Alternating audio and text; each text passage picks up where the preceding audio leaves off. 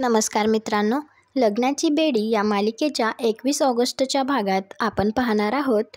रुक्मिणी काकू कृष्णाला म्हणत असते, तू या घरची सून होण्यासाठी योग्य आहेस हे तुला सिद्ध करावं लागेल. हे ऐकून तर कृष्णा रुक्मिणी काकूला लगेच म्हणते, फडफड तू आपल्याबरोबर डॉक्टरकडे चलते का? आपण तुझा फुल बॉडी चेकअप करून घेऊ. आणि असं बोललं की रुक्मिणी काकूला लगेच राग येतो आणि ती म्हणते, उगाच वाटेल ते बोलू नकोस. कृष्णा तिला म्हणते, अरे असं काय करतीयेस? आपल्याला तर असं वाटतंय की तुझा पण त्या लंबूसारखा शॉर्ट टर्म मेमरी लॉस झालाय. केलं ना आपण प्रूव्ह भावड्या आणि बदकुलीचं गेट टुगेदर करून, मग सारखं सारखं तेच काय प्रूव्ह करायचंय? तर रुक्मिणी काकू लगेच तिला म्हणते, करावं लागेल. जितक्या वेळा सांगेल तितक्या वेळा तुला स्वतःला सिद्ध करावंच लागेल. तर कृष्णा लगेच सोफ्यावर बसून म्हणते, बोल काय करायचंय? तर रुक्मिणी काकूसुद्धा लगेच सोफ्यावर बसते आणि तिला म्हणते, आता श्रावण सुरू झाला आहे. तर कृष्णा लगेच म्हणते, मग आपण काय बरसू काय? असं म्हणतच ती मोठमोठ्याने हसत असते. तर रुक्मिणी काकू लगेच म्हणते, आलेल्या प्रत्येक सोमवारी तुला उपवास करावा लागेल. तर कृष्णा लगेच फुल कॉन्फिडन्सने म्हणते, केला. ऋतुजाला वाटतं की प्लॅन सक्सेसफुल झाला तर ती लगेच खुश होते. तर रुक्मिणी काकू तिला म्हणते, कबूल करण्याआधी तो कसा करायचा आहे हे विचार तरी. तर कृष्णा म्हणते, चालतंय तू बोल, आपण कबूल करतो. रुक्मिणी काकू तिला सांगत असते, हा उपवास करण्याची एक विशिष्ट पद्धत आहे. हे व्रत अत्यंत कठीण आहे. हा उपवास कसा करायचा ते तुला राजश्री समजावून सांगेल. तर कृष्णा लगेच म्हणते, अरे फडफड कशाला आता मदर्सला मध्ये आणते? जे काही असेल ते वडा वडा वडा बोलून टाक ना. तू पण फ्री आणि आपण पण फ्री. तर रुक्मिणी काकू तिला म्हणते, जेवढं सांगितलंय तेवढं ऐक.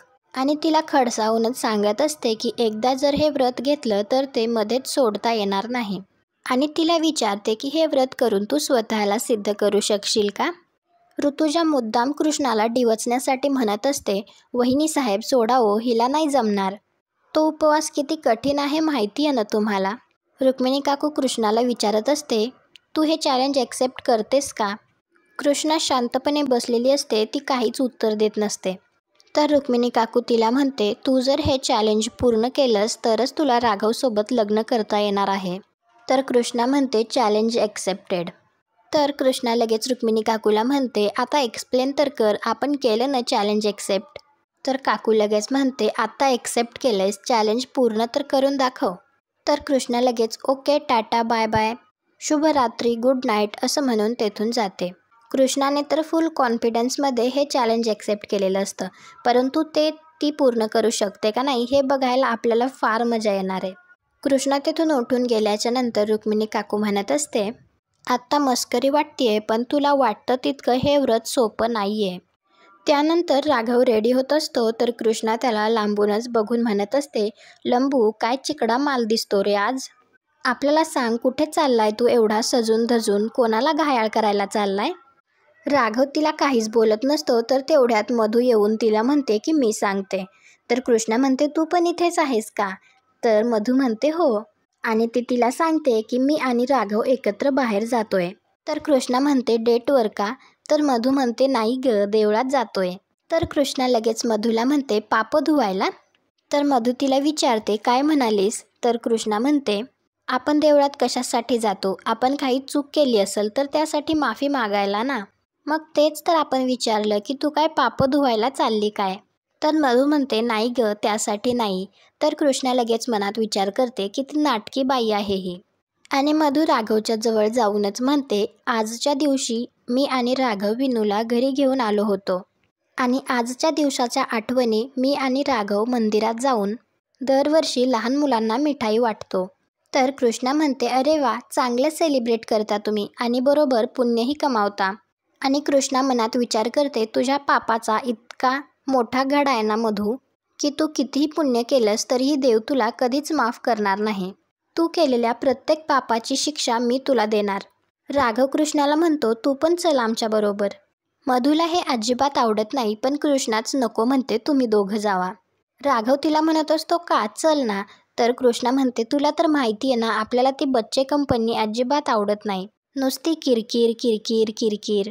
तुम्ही तिकडे जाऊन काय मिठाई वगैरे वाटायचं ते वाटा, आपण इथेच थांबतो, जात तुम्ही दोघं मस्त जोड्याने जाऊन या. तर राघव आणि मधू तेथून जातात. तर कृष्णा मनात विचार करते, हे दोघं देवळात गेलेत इतक्यात तरी ते घरी परत येणार नाहीत आणि घरातल्या बाकीच्या बायकासुद्धा त्यांच्या कामात बिझी आहेत. हीच संधी आहे, मी आत्ता अनाथ आश्रमात जाऊन येते. अंकुरला शोधण्यासाठी माझ्याकडे फक्त आजचा दिवस आहे. राघव आणि मधू घरातून बाहेर जात असताना मधू राघवला म्हणते, राघव मी काय म्हणतेय, यावर्षी आपण विनूच्या अनाथाश्रमात मिठाई वाटूया का? तर राघव म्हणतो चांगली आयडिया आहे. तर मधू म्हणते मग आधी आपण तिकडेच जाऊ. तर राघव म्हणतो पण आता आपण मंदिरात जायला निघालोय तर आधी तिकडे वाटू आणि मग आश्रमात जाऊ. तर मधू म्हणते ठीक आहे तसंही चालेल. इकडे कृष्णा अनाथाश्रमात आलेली असते आणि ती म्हणत असते की पटापट चेक करा. ती अंकुरची चौकशी करते. तर तो माणूस म्हणत असतो की इतकी जुनी रेकॉर्ड्स मिळणं शक्य नाही. तर कृष्णा त्यांना म्हणत असते असं काय म्हणताय सर, तुम्ही या अनाथाश्रमाचे मॅनेजर आहात ना, तुमच्यासाठी काही पण कठीण नाही. प्लीज पटपट शोधा ना, मिळेल तुम्हाला, खूप इम्पॉर्टंट आहे. तो व्यक्ती म्हणत असतो की किती जुने रेकॉर्ड शोधायला सांगताय तुम्ही? तर कृष्णा म्हणते फार जुने नाही आहेत, 9 वर्षांपूर्वीचेच आहेत, प्लीज शोधा ना. तर तो माणूस म्हणत असतो तरीही ते जुनेच आहेत आणि महत्त्वाची गोष्ट म्हणजे ती माहिती अतिशय गोपनीय आहे. ती आम्ही अशी बाहेरच्या कोणत्याही माणसाला नाही देऊ शकत, तुम्हाला परमिशन घ्यावी लागेल. तर कृष्णा मॅनेजरला थोडं सिरियस होऊन म्हणते, मॅनेजर आपण एकदम साधा सरळ सोपा प्रश्न विचारलाय. 9 वर्षांपूर्वी 16 ऑगस्टला इथे एक छोकरा आला होता का? त्याचं पण उत्तर तुम्हाला देता येत नाही का? तो माणूस म्हणत असतो तरीही ही माहिती गोपनीयच आहे. तर कृष्णा म्हणते आपण विचारलेल्या प्रश्नांची गपगुमानं माहिती द्या नाहीतर. तर तो माणूस म्हणतो नाहीतर काय, काय करणार आहात तुम्ही? तर कृष्णा म्हणते नाहीतर आपण या बिल्डिंगवरून उडी टाकू आणि आत्महत्या करू. तर तो माणूस म्हणतो म्हणजे तुम्ही मला आत्महत्येची धमकी देताय का? तर कृष्णा म्हणते नाही साहेब, धमकी नाही देत आपण, आपल्याला फक्त तेवढी माहिती हवी आहे. कोणाच्या तरी आयुष्याचा प्रश्न आहे, आपण रिक्वेस्ट करतो तुम्हाला प्लीज. तर तो माणूस शोधायला तयार होतो.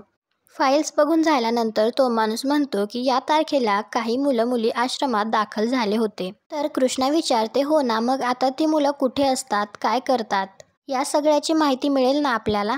तो माणूस सांगतो की सॉरी मॅडम, पण त्या दिवशी दाखल झालेली मुलं अनफॉर्च्युनेटली या जगात नाही आहेत. हे ऐकून तर कृष्णाला धक्काच बसतो आणि ती विचारते सगळीच? तर तो माणूस सांगतो त्या दिवशी 2 मुलं आणि 1 मुलगी इथे दाखल झाली होती आणि ते ज्या दिवशी इथे दाखल झाले त्याच दिवशी त्यांची तब्येत थोडीशी नाजूक होती. आणि तो माणूस कृष्णाला म्हणतो हे बघा मॅडम, आम्ही तुम्हाला जेवढी हवी तेवढी मदत केली आहे, आता यापेक्षा जास्त मदत मी नाही करू शकत. कृष्णाला तर फार वाईट वाटत असतं. तो माणूस जागेवरून उठून खिडकीजवळ येतो तर त्याला खिडकीच्या बाहेर राघव आणि मधू एकत्र आलेले दिसतात. तेवढ्यात राघवला एक कामाचा फोन येतो. तर मधू मनात विचार करते काय हे, राघवने आज सुट्टी घेतली होती म्हणून मी त्याला इथून लंचला घेऊन जाणार होते. या कमिशनर सरांनी सगळा मूडच स्पॉईल केला. आणि तो आश्रमातील माणूस विचार करतो की हे दोघे आत्ता इथे कसे? या मॅडम अंकुरची चौकशी करत होत्या हे मधुराणी मॅडमला सांगायला हवं, म्हणजे उद्या त्यांना बाहेरून कळलं तर त्या माझी वाट लावतील. पण राघव सरांसमोर कसं सांगणार? तो माणूस महत्त्वाचं काम आहे म्हणून बाहेर येतो. तर कृष्णा मनात विचार करते बाप्पा, किती परीक्षा पाहणार आहेस तू माझी? एक आशेचा किरण दाखवतोस आणि त्या वाटेवरून गेल्यानंतर हाती काहीच लागत नाही. प्रत्येक वेळी माझ्या वाटेला हे अपयश काय येतंय बाप्पा? माझं काय चुकलंय? मला माहिती आहे माझा अंकुर जिवंत आहे, पण मी त्याला कुठे शोधू, काय करू, काहीतरी मार्ग दाखव. हे जे बोलतायत ना त्यावर माझा अजिबात विश्वास नाहीये. मला माहिती आहे माझा अंकुर जिवंत आहे, पण मी त्याला कुठे शोधू, काय करू, काहीतरी मार्ग दाखव. तेवढ्यात तिला तेथे अंकुरचं दुपटं दिसतं आणि ती विचार करते की मी तर हेच दुपटं अंकुरला गुंडाळलं होतं, मग हे इथे कसं आलं? याचा अर्थ मॅनेजरशी बोलायला हवं. आश्रमातील माणूस मधूजवळ येऊन म्हणतो की मॅडम एक मोठा प्रॉब्लेम झालाय. तर राघव फोन ठेवल्यानंतर तेवढ्यात तेथे येतो आणि म्हणतो मॅनेजर साहेब. तर मधू लगेच म्हणते अरे ते इथून जात होते आणि ते विचारत होते की आपण इथे अचानक असे कसे आलो. आता तू आलायस ना, तूच सांग. तर राघव म्हणतो तुम्हाला तर माहितीच आहे, तुमच्या या आश्रमातून आम्ही 9 वर्षांपूर्वी विनूला घरी घेऊन गेलो होतो आणि म्हणूनच दरवर्षी आम्ही मंदिरामध्ये मिठाई वाटतो त्याच दिवशी. यावर्षी मधूची इच्छा होती की आपण आश्रमातही मिठाई वाटावी म्हणून आम्ही इकडे आलो. तर तो माणूस म्हणतो की अरे वा, छानच कल्पना आहे, म्हणजे मुलंही खुश होतील. तर राघव म्हणतो मधू मला ही मिठाई वाटून झाल्यानंतर लगेच निघावं लागेल, अर्जंट काम आलंय. मधू राघवला म्हणते तू मिठाई वाटायला सुरुवात कर, मला जरा यांच्याशी काम आहे, मी बोलून आलेच. राघव मिठाई वाटण्यासाठी जातो तर मधू त्या माणसाला विचारते काय झालंय. तो सांगतो 9 वर्षांपूर्वी ॲक्सिडेंटमधून वाचलेला एक मुलगा आठवतोय. तर मधू आश्चर्याने विचारते हो त्याचं काय. तर तो माणूस सांगतो की त्याची चौकशी करायला एक बाई आश्रमात आली आहे. हे ऐकून तर मधूला धक्काच बसतो. तो माणूस म्हणतो की त्या मुलाची चौकशी करायला जर कोणी आलं तर तुम्ही मला कळवायला सांगितलं होतं ना. ॲक्च्युली मी तुम्हाला फोन करणारच होतो, पण त्याआधीच मी तुम्हाला इथे साहेबांसोबत पाहिलं आणि म्हणून घाईघाईने तुम्हाला सांगायला आलो. तर मधू विचारते पण कोण बाई आली आहे आणि तुम्ही तिला काही सांगितलं का. तो माणूस म्हणतो नाही मी त्यांना काहीच सांगितलेलं नाही आहे, पण आतमध्ये ज्या मॅडम आहेत त्यांना त्या मुलाबद्दल खूप काही माहिती आहे. इतकी वर्ष झाली त्या घटनेला, परंतु आजही त्या मुलाचं वर्णन त्यांनी अगदी तंतोतंत केलंय. मधू म्हणते चला आपण बघू ती कोण बाई आहे. ते दोघे आश्रमात जातात तर कृष्णा बाहेरून लपूनच त्यांना बघते आणि म्हणते हा मॅनेजर तर मधूला मिळालेला आहे. याचा अर्थ त्याने मला अंकुरबद्दल जे काही सांगितलं ते सगळं खोटं होतं. म्हणजे माझा अंकुर कुठे आहे हे ह्या मॅनेजरला माहिती आहे. ते दोघे गडबडीने आत येतात तर मधू म्हणते कुठे गेली ती बाई. तर तो माणूस म्हणतो की मी तर त्यांना इथेच बसायला सांगितलं होतं. तर मधू म्हणते इथे बसायला सांगितलं होतं तर मग कुठे गायब झाली का.